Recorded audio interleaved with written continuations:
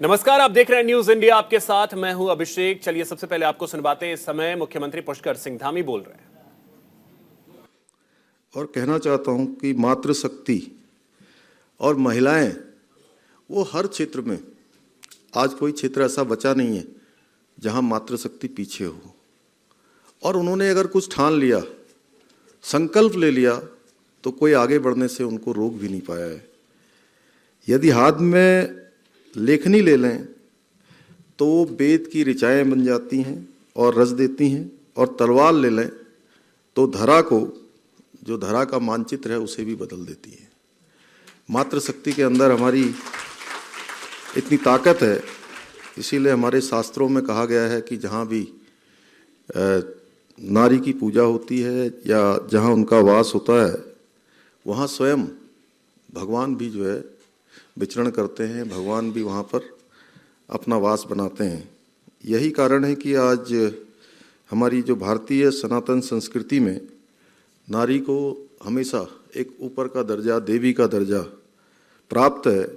और वेदों में भी महिलाओं से आह्वान करते हुए कहा है कि सक्षम हो, समर्थ हो और राष्ट्र को दिशा देने का काम करे। वो चाहे जिस रूप में हो, माँ के रूप में हो, पत्नी के रूप में हो, बहन के रूप में हो, हर रूप में नारी ने हमेशा देश को दिशा देने का काम किया है।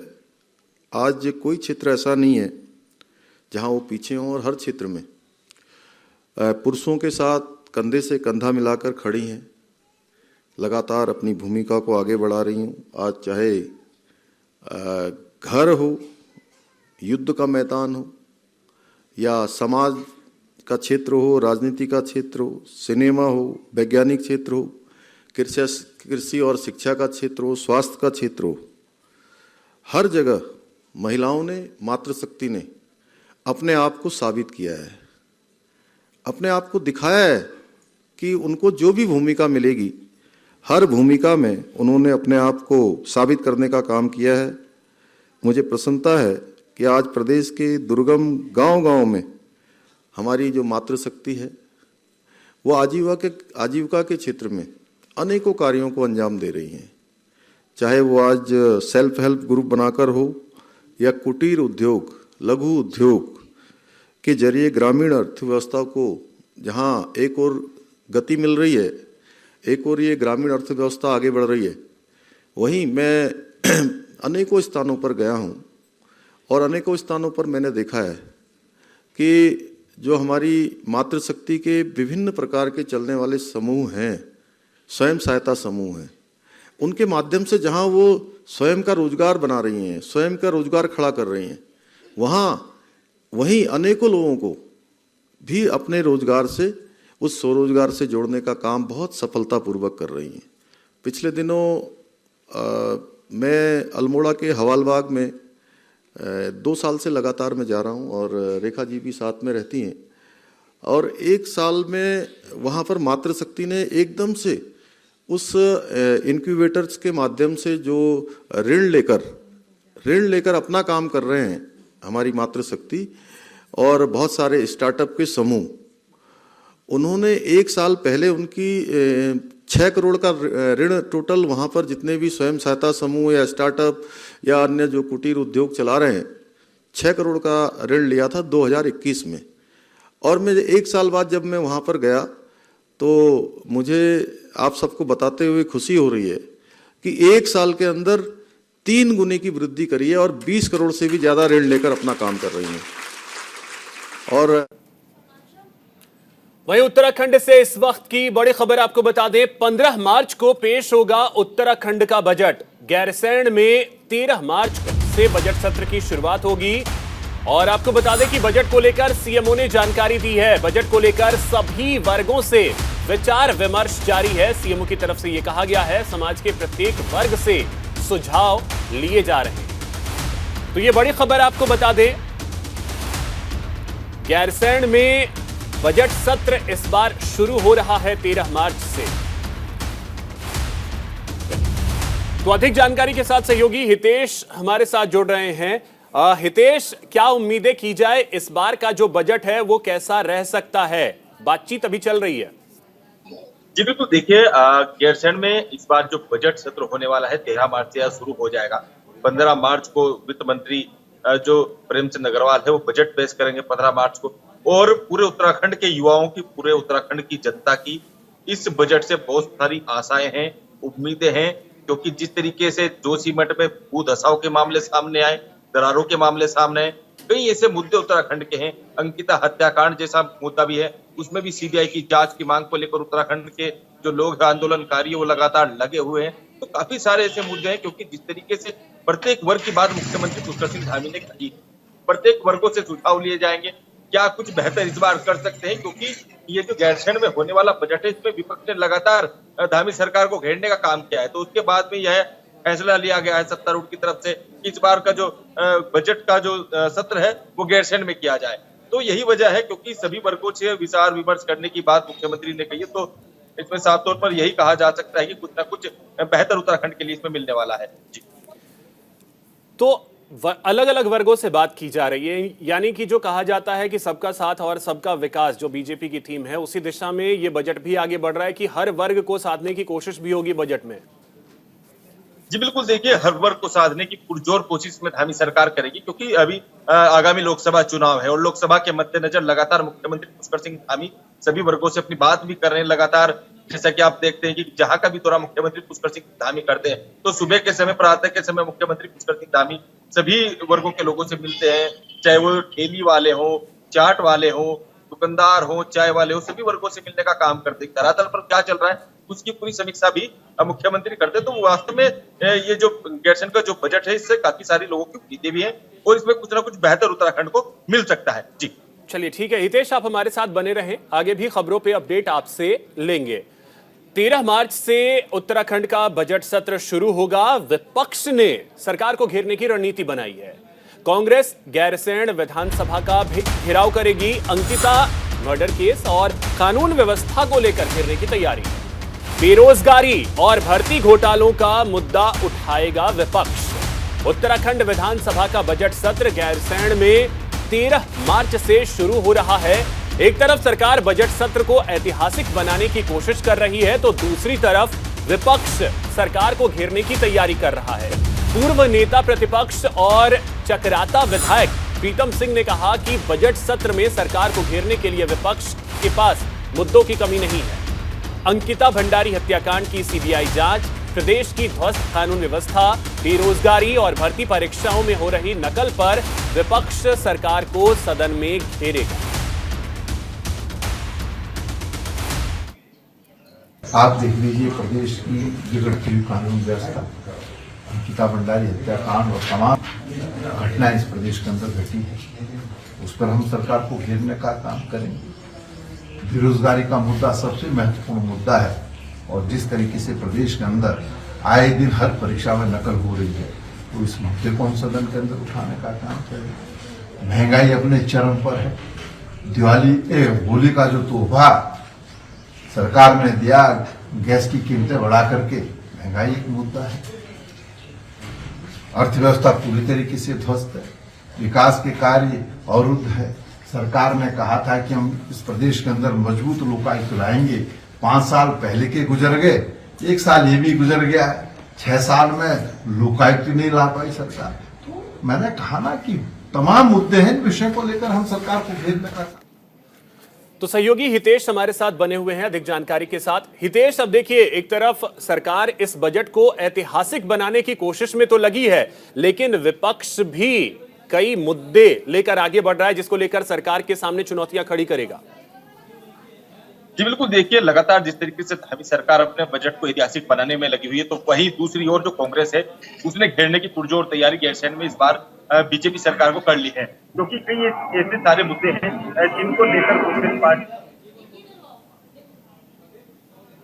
हो, सीबीआई की जांच का मामला हो, या फिर बेरोजगारों का आंदोलन हो, या फिर महंगाई हो। और सबसे बड़ी बात तो यह है कि कांग्रेस का जो सबसे बड़ा मुद्दा है वो ये हो गया है कि जिस तरीके से होली का त्योहार सर पर है, होली का त्योहार नजदीक है और ऐसे में 50 रुपए सिलेंडर को बढ़ाने का काम जिस तरीके से सरकारों ने किया है, ये सबसे बड़ा मुद्दा इस बार कांग्रेस पार्टी विधानसभा के जो सत्र है उसमें बनाने जा रही है। जी चलिए ठीक है, बहुत शुक्रिया आपका हितेश तमाम जानकारी के लिए।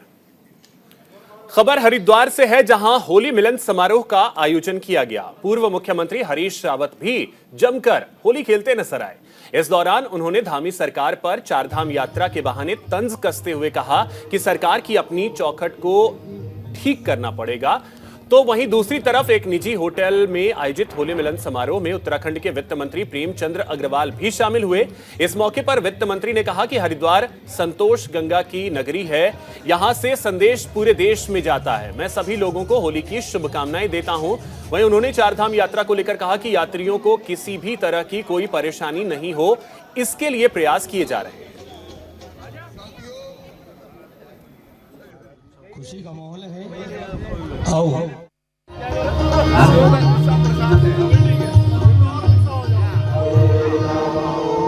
बधाई है तो प्यार मोहब्बत का त्योहार है, खुशियों का त्योहार है, रंगों का त्योहार है। इसीलिए बसंत और होली दोनों एक साथ आते हैं और आपके और हमारे मन मस्तिष्क दिल दिमाग सबको हर्षित कर देते हैं, प्रफुल्लित कर देते हैं।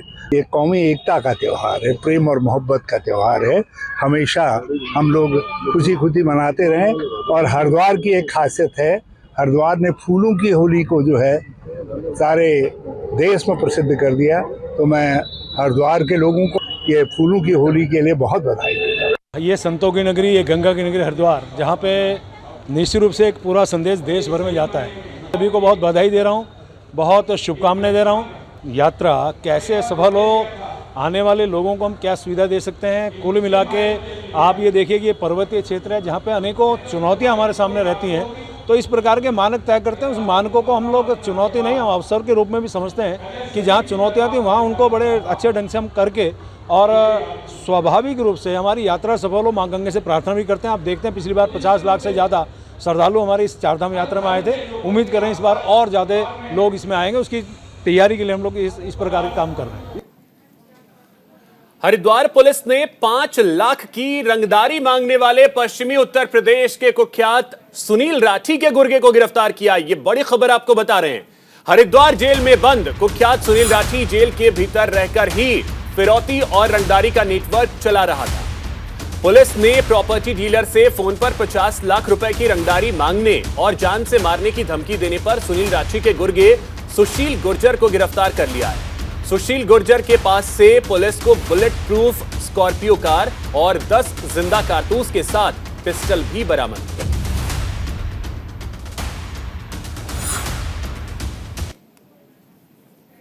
सुनील राठी ने उनको फ़ोन के द्वारा और उसमें अन्य लोग जो सुशील गुर्जर मिरकपुर सहारनपुर का रहने वाला और अन्य लोगों ने उनसे उस प्लॉट के एवज को मामला सेटल करने के लिए धमकी दी है। साथ ही साथ 50 लाख रुपए की रंगदारी मांगी, जिस पर मुकदमा एक्सटॉर्शन में दर्ज कर लिया गया था। इसके बाद साक्ष्यों की तलाश में पुलिस लगातार, जो हमारी CIU और SOG टीम है और सिडकुल थाना पुलिस है, इन्होंने सारे एविडेंस को कलेक्ट किया। चूँकि उसके बाद जो है कल देर रात जो है सुशील गुर्जर जो पूर्व से इस पर हत्या और काफ़ी सारे मामले दर्ज हैं, गैंगस्टर के मामले दर्ज हैं, उसकी गिरफ्तारी की गई है। उसके पास से एक इम्पोर्टेड पिस्टल मिली है जो अवैध रूप से गलत तरीके से पंजाब के तरन तारण से फर्जी एड्रेस दिखाकर बनवाई गई थी। साथ ही साथ बुलेट प्रूफ गाड़ी जिसमें वह घूम रहा था वो भी बरामद की गई है। और उससे पूछताछ में भी काफ़ी अहम बातें पता चली हैं कि किस तरह प्रॉपर्टीज़ में इनका बीच में दखलंदाजी थी और जेल के माध्यम से सुनील राठी जो है इस पर एक्सटॉर्शन के लिए धमकी दे रहा था। तो इस तरह जेल के अंदर रहकर जो आपराधिक वारदात को अंजाम दिया जा रहा था और बाहर जो उसके गुर्गे सक्रिय थे, इस पर एक अंकुश लगाई, गिरफ्तारी की गई है। इसमें अन्य लोग के भी नाम प्रकाश में आए जिनके लिए टीमें हमें लगाई गई हैं। अधिक जानकारी के साथ सहयोगी संजय पुंडिर हमारे साथ जुड़ रहे हैं। संजय, पुलिस के लिए ये कितनी बड़ी कामयाबी मानी जाए? कामयाबी चलिए ठीक है, मान लेते हैं, लेकिन सवाल इसके साथ ये भी उठेगा कि जेल के अंदर रह करके भी आप नेटवर्क चला रहे हैं। देखिए अभिषेक, लगातार हम देख रहे हैं कि उत्तराखंड में अपराध पर लगाम लगाने के लिए लगातार ही उत्तराखंड पुलिस कार्य कर रही है, क्योंकि हम देखते हैं कि उत्तराखंड पुलिस एक के बाद एक बड़े खुलासे कर रही है। ताजा मामला हरिद्वार से जुड़ा हुआ है, जहां कुख्यात सुनील राठी का एक गुर्गा था, वो बीते दिनों एक प्रॉपर्टी डीलर से रंगदारी मांग रहा था, जिसका संज्ञान लेकर सिडकुल थाना पुलिस ने संज्ञान लिया और गुर्गे को गिरफ्तार किया है। हालांकि इस पर साफ तौर पर हरिद्वार के जो एसएसपी अजय सिंह है उनका कहना है कि इस गुर्गे से जिस तरह से एक बुलेट प्रूफ स्कॉर्पियो और जिंदा कारतूस मिले हैं, ये एक बड़ी घटना को भी अंजाम दे सकता था। इसी को लेकर अब पुलिस ने गिरफ्तार कर लिया है।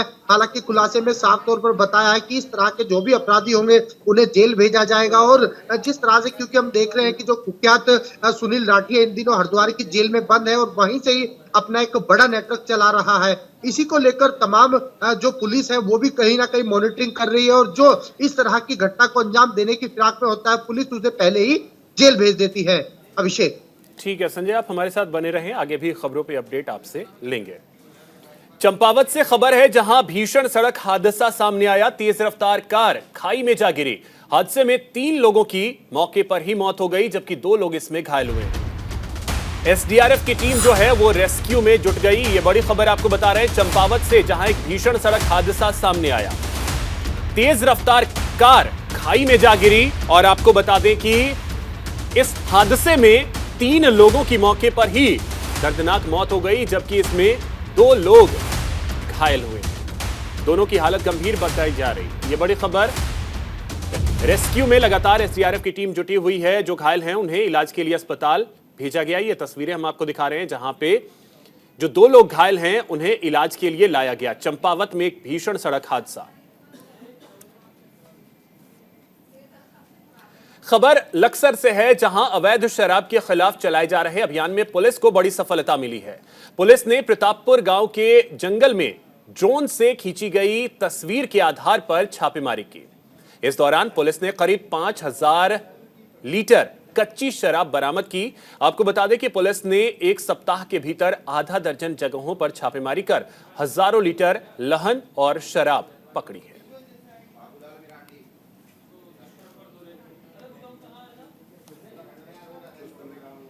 उत्तराखंड में होली का रंग आम लोगों पर चढ़ने लगा है। देहरादून में यादव समाज विकास समिति की ओर से होली मिलन समारोह का आयोजन किया गया। इस कार्यक्रम में मुख्य अतिथि के रूप में पूर्व सांसद डीपी यादव मौजूद रहे। इस दौरान डीपी यादव ने लोगों को होली की शुभकामनाएं दी। तो अब देखिए, होली की खुमारी जो है वो धीरे धीरे लोगों पर चढ़ने लगी है। देहरादून में भी होली की खुमारी लोगों पर अब चढ़ती जा रही है। होली मिलन समारोह का आयोजन किया गया। तो आपको बताएं कि यादव समाज की तरफ से इस होली मिलन समारोह का आयोजन हुआ। ये तस्वीरें आप देखें।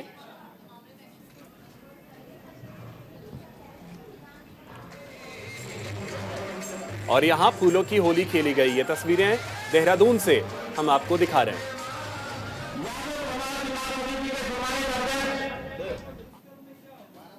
होली है, पवित्र त्योहार है हम लोगों का, स्वाभिमान का। उसके लिए अपने तमाम साथियों को बधाई देता हूं और पूरे उत्तरांचल के लोगों, पूरे उत्तरांचल के पत्रकारों को, सभी लोगों को होली की शुभकामनाएं। उनकी जिंदगी में त्योहार बार बार आए, अच्छी तरह आए, खुशियों के साथ आए, ये मेरी शुभकामनाएं। और अब बात करते हैं चमोली की, जहां थराली रामलीला मैदान में बीजेपी कार्यकर्ताओं ने होली मिलन समारोह का आयोजन किया, जिसमें थराली विधानसभा से बीजेपी विधायक भूपाल राम टमटा ने शिरकत की। इस दौरान होली के गीतों पर विधायक समेत सभी कार्यकर्ता जमकर थे। विधायक भूपाल राम टमटा में लोगों को होली की बधाई दी, साथ ही होली के पर्व को सौहार्दपूर्ण तरीके से मनाने की अपील की।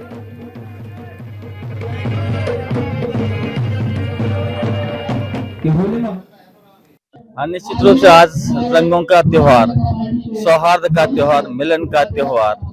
और आज थराली मंडल में ये जो होली मिलन का समारोह रखा गया था, निश्चित रूप से ये एकता के सूत्र में बांधने का, हम सब लोगों के आपस में प्रेम भाव को आगे बढ़ाने का त्योहार है।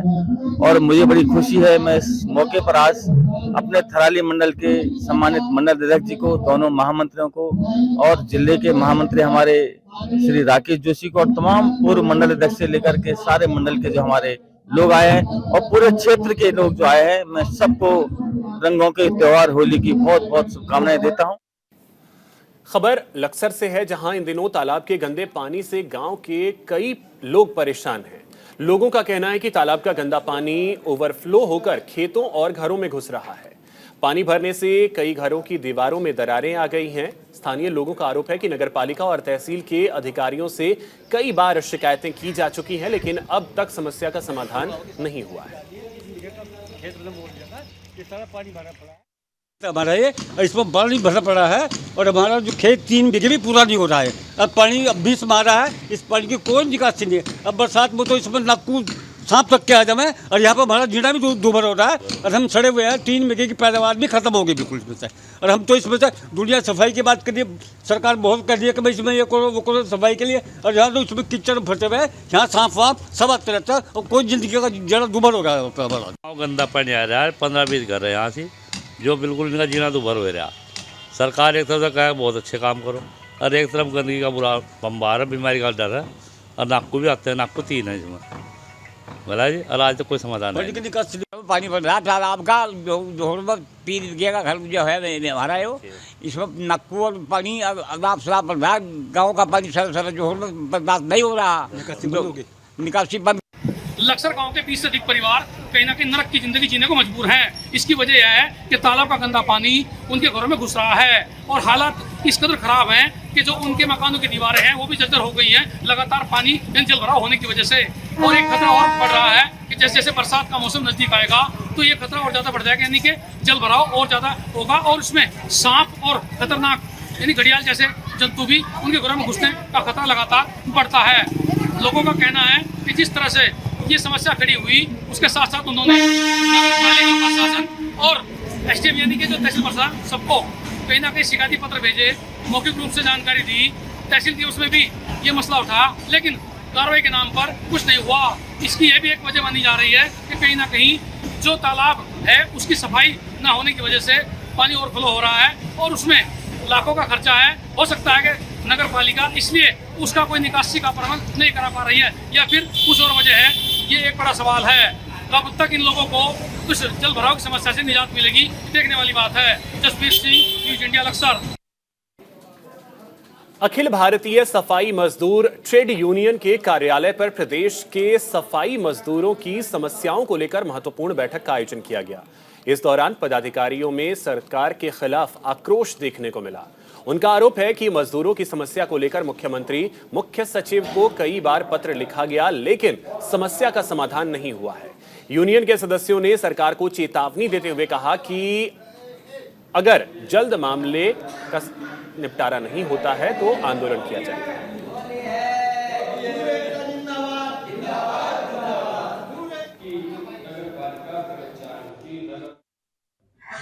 हमारी मांग है कि जो हमारे संविदा में प्रदेश के अंदर कर्मचारी काम कर रहे हैं स्थानीय निकाय में, उन लोगों को अस्थायी किया जाए। 20-25 वर्षों से काम कर रहे हैं। एक मांग हमारी ये है। दूसरी मांग हमारी ये है कि जो हमारे नगर निगम के कर्मचारी नगर पालिका की भूमि पे या आवास में रह रहे हैं और वो समाज कल्याण विभाग के सहयोग से वो क्वार्टर्स बना करके दिए गए मलकानी कमेटी के आदेश पे, तो उन क्वार्टर्स को या उस जमीन पर जिसमें हमारा कर्मचारी रह रहा है वो उसको जो है उसके नाम पट्टा किया जाए ताकि वो जो है उसके परिवार का सदस्य आसानी से रह सके उसमें। तीसरी मांग हमारी है कि हमारा बीमा पहले चलता था उसको सामूहिक बीमे को बंद कर दिया गया। माननीय मुख्यमंत्री जी, माननीय चीफ सेक्रेटरी और तमाम अधिकारियों से जो है कई बार हमने जो है उनको पत्र लिखे और कई 1-2 बार हमारी वार्ता भी हुई, लेकिन उसका कोई रिजल्ट जो है सार्थक नहीं सामने आया। ना कर्मचारी की कोई मांग को उन्होंने लागू किया, ना कोई उन्होंने जो है कुछ ठोस कार्रवाई की। आज भी स्थिति ज्यों की तो है और अगर वार्ता में इसका निदान नहीं होता है तो हम प्रदेश की जितने भी संगठन ट्रेड यूनियन के हैं उन सभी से संपर्क साध के हरिद्वार में एक बैठक बुलाई जाएगी और जहां भी तय होगा लोग तय करेंगे, संगठन के लोग, उस पर जो है आगे की रणनीति तय की जाएगी कि इन कर्मचारियों का जो भविष्य खतरे में है, इन लोगों की हम लड़ाई किस तरह से लड़ें और एक बड़े आंदोलन की तैयारी हम लोग करें। तो फिलहाल इस बुलेटिन में इतना ही। नमस्कार।